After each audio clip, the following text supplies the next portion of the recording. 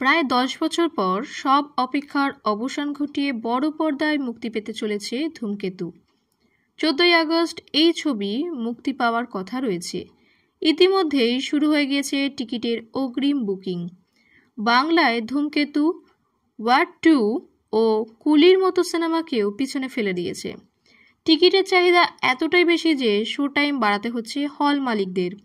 এমনকি সকাল 7টাতেও শো দেওয়া হয়েছে, আর সেখানেই ম্যাজিক দেখিয়েছে ধূমকেতু।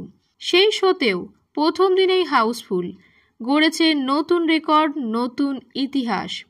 এই উত্তেজনার পারদকে আরও খানিকটা বাড়িয়ে দিয়েছিল ধূমকেতুর ট্রেলার লঞ্চ ইভেন্ট।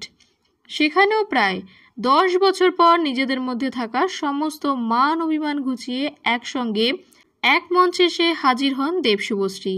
একসঙ্গে নাচও করেন, আড্ডাও দেন। সবটা মিলিয়ে দেশু ভক্তদের উৎসাহ দারুণভাবে বৃদ্ধি পায়, আর সেই প্রভাব বক্স অফিসে স্পষ্ট। যেন ছবি মুক্তির আগেই হিট।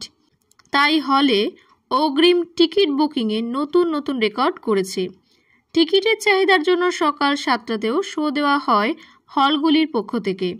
আর সেখানেই কলকাতা সাউথ সিটি মলের আইনক্সে প্রথমবারের জন্য কোনো বাংলা সিনেমা সকাল 7টার শোতে হাউসফুল হয়ে বাংলা ছবির নতুন ইতিহাস গড়ল। মঙ্গলবার দেবের অফিসিয়াল পেজ থেকে নির্মাতারা এই সুখবরটি অনুরাগীদের সঙ্গে ভাগ করে নেন।